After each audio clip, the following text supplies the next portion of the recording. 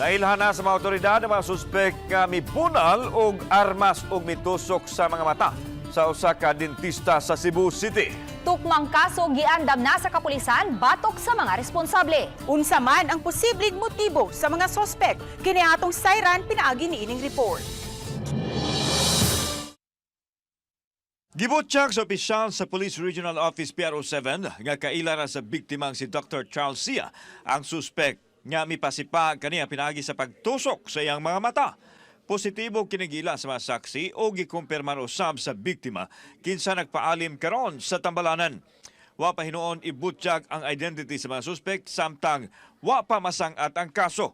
Nasairan pasado alas 2 sa hapon niadtong Miyerkules gisud sa duha ka mga suspetsadong lalaki nga nagpakarong ingnon nga delivery man ang klinika sa dentista.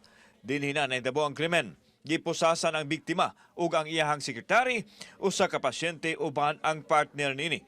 Gibunalan og armas sa suspek ang ulo sa dentista ug dihang nalipong kini gitusok sa wa pa matino nga butang ang duha ka mga mata sa biktima. Kaila sila sa biktima, no?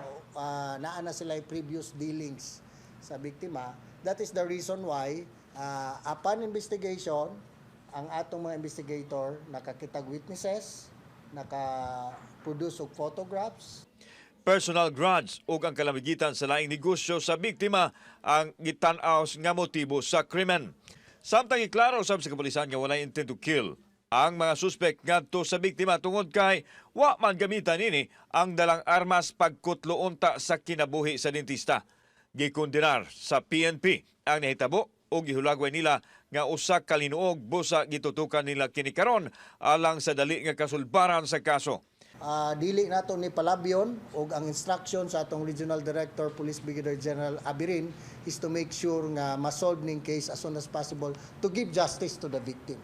Giandam na sa kapulisan ang tukmang kaso batok sa mga suspek, samtang gihulagway nga stable na ang kahimtang sa biktima sulod sa tambalanan. Makaistorya, ba't napay kuan problema sa iyang pananaw? Wala pa'y pamahayag ang biktima mahitungod sa nahitabo. Kauban si Clover Lumayag, ako si Alan Domingo. Balitag, Bisdak.